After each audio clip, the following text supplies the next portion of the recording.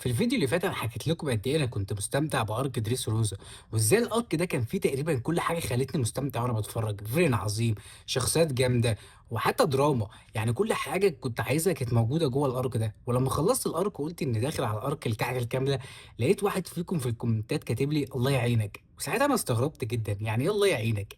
بس بعد ما دخلت الارك فعلا وخلصته فهمت هو كان يقصد ايه. لان ارك الكعكه الكامله بالنسبه لي كان من اكتر الاركات اللي حسيت من ناحيتها بمشاعر متلخبطة كده. يعني أرك فيه حاجات عبقرية وحاجات تانية كانت مستفزة بشكل مرعب، وفي نفس الوقت قدم لك تمطيط خلاني في لحظات عايز الأرك يخلص بأي طريقة. بس بالرغم من كل ده فالأرك كان فيه لحظات عظيمة فعلا ما اقدرش انكرها. فتعالوا بقى نحكي او افضفض ليكم عن ارك الكعكة الكاملة وايه اللي خلاني اطلع منه بالمشاعر المتناقضة دي كلها. وطبعا بداية الارك كلها كانت قايمة على هدف واحد بس، وان الطاقم بتاعنا لازم يروح جزيرة البيج مام عشان ينقذوا سانجي. بس السؤال اللي هنا، سانجي راح هناك يعمل ايه من البداية؟ وهنا بقى بنكتشف حاجة بصراحة ما كنتش متوقعها خالص، إن عائلة سانجي أصلا من أكبر وأخطر العائلات الموجودة في عالم ون بيس، وهي عائلة الجيرما. أنا طول الوقت وأنا بتفرج ما كنتش حاسس بصراحة إن هم عائلة ملكية زي ما الأنمي بيحاول يطلعوا، قد ما كنت حاسس إن هم شوية مرتزقة معاهم فلوس وتكنولوجيا بس على كبير شوية. المهم يعني بنكتشف إن البيج بام كانت عايزة تعمل صفقة أو جواز مصالح زي ما بنقول كده، إن سانجي يتجوز بنتها، وفي المقابل الجيرم هيدخلوا تحت حماية البيج مام ونفوذها، وبيج مام نفسها تاخد التكنولوجيا المرعبة اللي عند الجيرما. وده بصراحة كان أكتر حاجة شدتني فيهم، إن هم عندهم تكنولوجيا غريبة جدا ومبتكرة لدرجة إن هم بيصنعوا جيش كامل بالاستنساخ وحاجات كده تحسها إنها طالعة من فيلم سايبر بانك. فخلاص هدف لوفي والطاقم هنا بقى واضح، انهم هيقتحموا عالم البيج مام وينقذوا سانجي باي طريقه. وطبعا الطاقم هنا بينقسم لاجزاء زي ما احنا عارفين، يعني جزء هيكمل ناحيه وانو، جزيره وانو. واول ما سمعت اسم وانو بصراحه في الارك افتكرتكم كلكم في الكومنتات وانتوا قاعدين تقولوا لي استنى بس لما توصل لارك وانو، ده اعظم ارك في ون بيس، فاتحمست جدا بصراحه. لكن نرجع لارك الكعكه الكامله. لوفي هنا بقى بيكون معاه نامي وتشوبر وبروك، كمان الناس اللي قابلهم في جزيره زو اللي هو البنت الارنبه دي، واللي هو النمر بيدرو. اول ما بيوصلوا ارض البيج مام، هنا الارك بقى بدأ يديني الاحساس الغريب بتاعه، لانك حرفيا داخل عالم خيالي مش جزيره واحده، عالم كامل من الحلويات. جزيره الشوكولاته، جزيره مكسرات، جزيره الكريمه. حرفيا كل حاجه معموله من اكل وسكريات وكوليسترول وحاجات يعني تخليك عندك السكر مستريح. وده اللي كان محمسني في الموضوع، لان تحت الشكل اللطيف ده كان فيه واحده من اخطر الشخصيات في عالم ون بيس كلها. واول ما الطاقم بقى يوصل عالم البيج مام، بيقرروا ان هم ينقسموا لفريقين تاني. الفريق الاول اللي هو بروك وبيدرو، وهدفهم ان هم هيروحوا ينسخوا البنجليف الاحمر بتاع البيج مام. واللي مش فاهم اهميه البنجليف الاحمر ده، لان انا شخصيا قعدت شويه عم فهمت الدنيا واجمعها، فده المفتاح اللي بيخليك توصل لاخر جزيره في ون بيس عشان تكتشف الكنز اللي هو بتاع الون بيس او الكنز الحقيقي. وتقريبا انت لازم تجمع منه 4 نسخ، يعني 4 نسخ من البنجليف الاحمر دوت، عشان يكونوا معاك زي خريطه او كده. يعني وجود واحد اصلا عند البيج مام كان مصيبه في حد ذاتها. بس الحلو هنا ان بيدرو كان جه الجزيره دي قبل كده من كذا سنه، فهو اصلا عارف الاماكن السريه وعارف البيج مام بتخبي الحاجات دي فين. اما الفريق التاني فكان هدفهم ان هم يلاقوا سانجي باي طريقه. فهنا بقى الارك بدا يدخلنا في الجو بتاعه بقى، ان اول مكان بيدخلوه كان عامل زي منتزه رعب كده او متاهه غريبه شويه. يعني كل حاجه كان فيها حلويات، اشجار بتتكلم، واكل حي. وهنا بدأنا بقى بنشوف ولاد البيج مام. يا جماعة الجزيرة دي حرفيا كلها أولاد البيج مام، كل شوية يطلع لك ابن أو بنت جديد أو جديدة من ولاد البيج مام. كل واحد كان ماسك جزيرة كاملة تحت حمايته ومعاه الجيش بتاعه لوحده. وأول بنت ظهرت لهم يعني لما دخلوا كانت معاها فاكهة المرايات، ودي بصراحة كانت من أفد الفواكه اللي أنا شفتها في الأرك ده، لأنها كانت تقدر تدخل وتخرج من أي مراية موجودة في الجزيرة دي كلها. وبعد مواجهة بقى معاها فجأة بيطلع أخوها اللي بنكتشف إن جايزته داخلة على المليار. ودي تقريبا أول مرة أحس إن لوفي داخل فعلا في مستوى بقى الوحوش الحقيقي بقى. يعني وطبعا الفايت ده كان ضحكي بالنسبة لي أول قوي بصراحة. بس كان في حاجات حلوة فيه، خصوصا إن فكرة الفاكهة نفسها كانت غريبة وذكية شوية. يعني الراجل كانت فكيته البسكوت وكان بيطلع جنود بسكوت طول الوقت. ولوفي بقى وإن الحل العبقري بتاعه إن هو خلاص أنا هاكل الجيش اللي أنت بتطلعه لي دوت عشان أقدر أهزمك. فقعد ياكل البسكوت ده بالساعات لحد ما الراجل ده ضعف وبدأ إن هو بقى خلاص يُقع أو قوته تقِل. ودي من أكتر الحاجات اللي ضحّكتني في الArc بصراحة، إن لوفي بينقذ الموقف أوقات مش بالقوة أو بالهاكي بتاعه أو بالحاجات دي، لأ هو بينقذه ببطنه، بطنه بس. وده هنشوفه حصل كذا مرّة في الArc ده. بعد كل ده الطاقم أخيرًا بقى إن هُم بيشوفوا سانجي أو بيقابلوه، بس هنا بيحصل مشهد صدمني شوية، وإنه لوفي لمّا لقى سانجي أخيرًا، طبعًا أول حاجة هتتوقعها إن سانجي هيجري عليهم ويفرح ويقول لهم يالّا بقى نهرب من المكان ده أو كده، لكن اللي حصل كان عكس ده خالص. سانجي أول ما شاف لوفي بدأ إن هو يطرده أو يزقه من ناحيته ويقول له امشي من هنا، أنت مش قرصان حقيقي، أنت مجرد عيل عنده حلم فاشل. وأنا بصراحة كنت قاعد مستغرب جدًا اللي هو إيه ده يا سانجي؟ مش بس كده ده اللي حصل، لأ ده نزل ضرب في لوفي. والfight ده بصراحة كان مؤلم جدًا نفسيًا وجسديًا للوفي، خصوصًا إنك شايف سانجي بس اللي عمّال بيضرب بكل قوته، وفي نفس الوقت لوفي حتى ما كانش بيرد عليه، لأن لوفي كان فاهم إن في حاجة غلط، يعني إن سانجي مش بيتكلم من قلبه، وفاهم إن في حاجة أكبر من ده مخلّيه إن هو يعمل كل ده. بس فعلًا سانجي عمل كده خوف على اللي بيحبهم، لأن حرفيًا كان محاصر من كل ناحية، من ناحية بيج مام اللي مهدداه لو الجوازة دي ما حصلتش هتقتل لوفي والطاقم كله، ومن الناحية التانية أبوه نفسه كان مهدده لو حاولت تهرب أنا هاقتل زيف. وزيف أصلًا بالنسبة لسانجي مش مجرد صاحب مطعم، ده الراجل اللي رباه وأنقذه واعتبره أبوه الحقيقي. فأنا متفهم هنا شعور سانجي، فسانجي هنا كان حرفيًا بيضحي بنفسه عشان ينقذ كل الناس اللي بيحبهم. بس بجد اللي عجبني أو اللي أثّر فيّا في المشهد ده بالذات لمّا لوفي كان بينده على سانجي بقى خلاص المرّة الأخيرة لمّا سانجي سابه ومشى، وقال له إن أنا مش هاكل إيد أي حد طول ما أنا موجود هنا في الجزيرة غير لمّا أنت ترجع وتطبخ لي، وإن أنا مش هابقى ملك القراصنة من غيرك يا سانجي.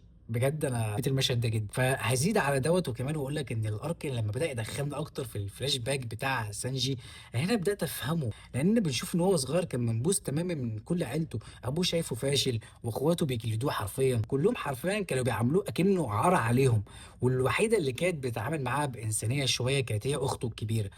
بس بعد كده بنكتشف المصيبة الأكبر إن أبو سانجي أصلًا كان عامل تجربة على ولاده وهُم لسه أجنة في بطن أمهم، كان عايزهم يطلعوا من غير مشاعر، من غير رحمة، مجرد آلات قتل كده تنفذ الأوامر وبس. بس أم سانجي رفضت ده وحاولت توقف التأثير ده بأي طريقة وهُم لسه الأجنة في بطنها.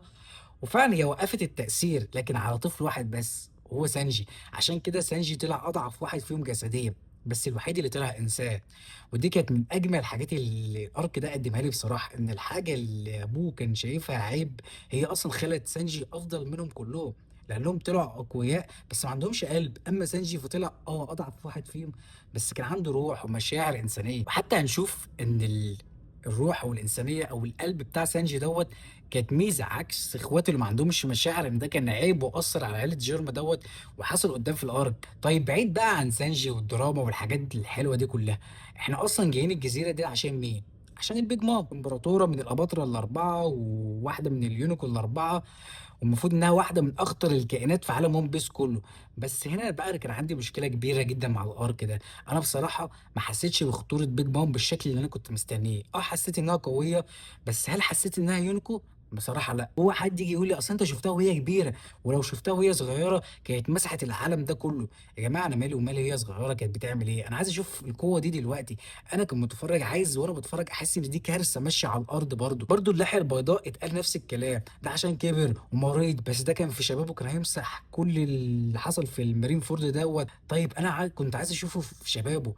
بس من الرغم من دوّة برضه، فأنا حبيت الهيبة بتاعة الظهور اللحية البيضاء أكتر من الBig Mom بصراحة، وده ما حسيتش بيه طول الأرك إلا في آخره شوية.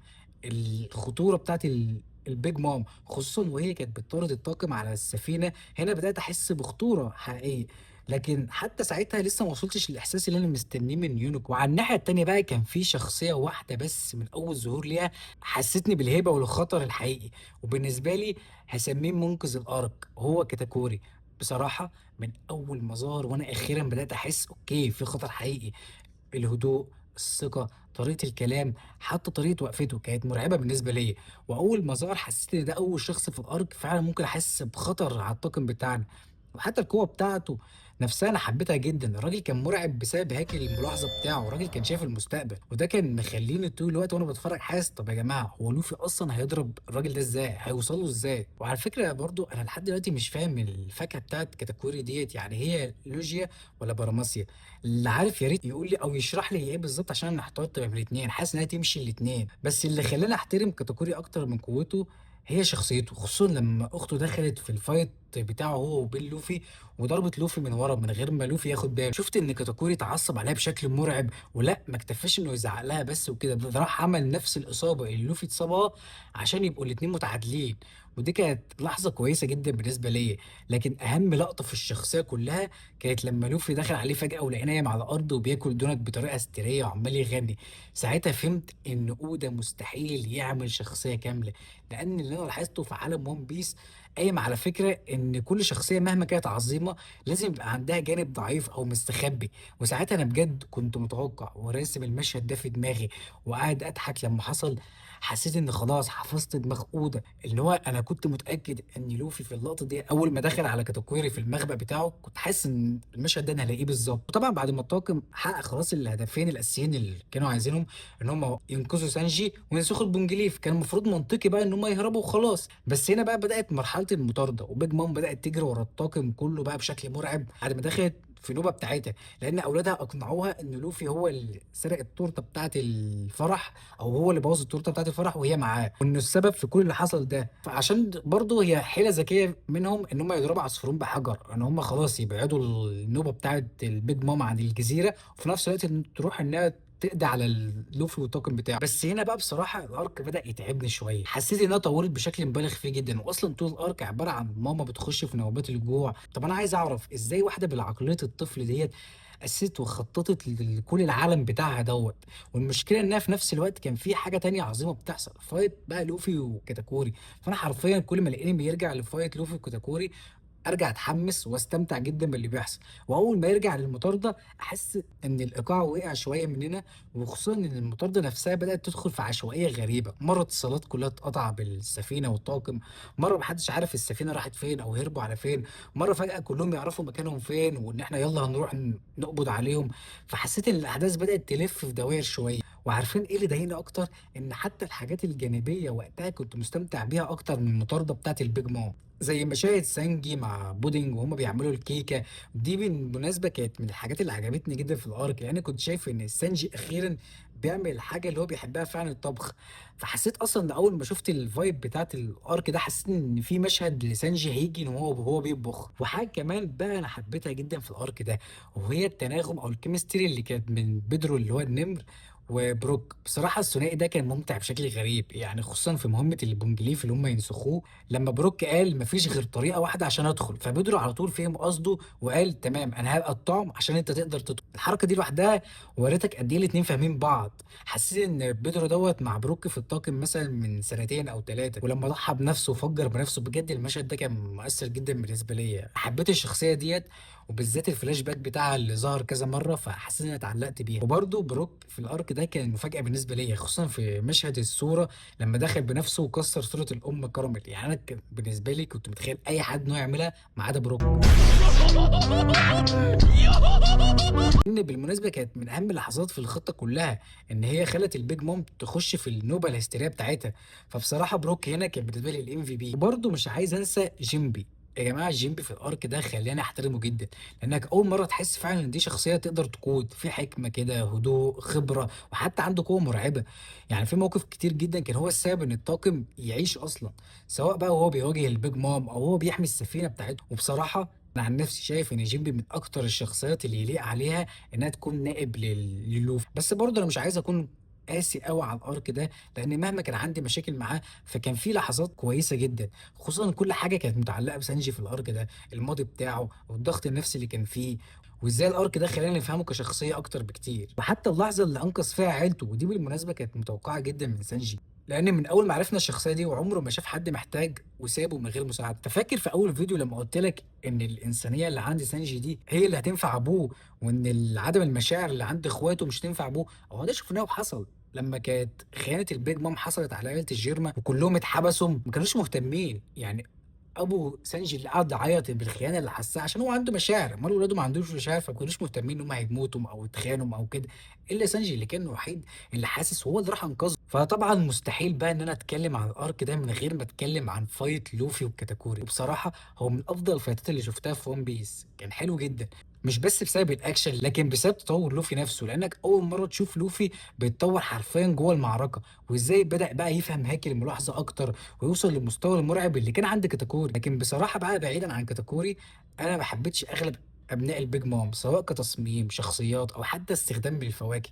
حسيت إن كتير منهم ما عندوش الهيبة أو الفخامة اللي أنا كنت مستنيها، خصوصًا إن إحنا هنا بنتكلم عن طاقم مينوكو، واحد من أخطر القراصنة ال4 في العالم كله، فكنت متوقع شخصيات مرعبة أكتر، شخصيات هتعلق في دماغي أكتر أول ما أشوف الArc ده، لكن اللي أنا شُفتهم أغلبهم عدّى عليَّ بقى اللي هو مرور الكرام كده. وفي النهاية أرك الكعكة الكاملة بالنسبة ليّا كان أرك غريب جدًا، أرك فيه واحدة من أحسن القصص النفسية اللي شُفتها في one piece مع سانجي، وفيه واحد من أفضل الخصوم اللي ظهروا في العمل كلّه بصراحة لحد دلوقتي وهو كاتاكوري، لكن في نفس الوقت كان في تمطيط وتطويل وعشوائية، يعني تمطيط بعشوائية، خلّتني أوقات كتير باتعب وأنا باتفرّج، بس بالرغم من كل ده ما أقدرش أنكر إن الأرك قدّم لحظات كويسة. ودلوقتي أنا داخل بقى على Arc 1 الArc حرفيًا اللي كل واحد فيكم قاعد يقول لي استنى بس لمّا توصل لArc 1، فأنا بصراحة متحمس جدًا أشوف الArc دوّة، ويا رب يطلع فعلًا إن هو أفضل Arc زي ما أنتم قلتوا لي. وبس دي كانت تجربتي مع Arc الكعكة، وقولوا لي بقى رأيكم أنتم، هل شايفين إن الArc ده فعلًا كان كويس والّا عندكم نفس المشاكل اللي أنا قابلتها في الArc دوّة؟ فبس كده، سلام.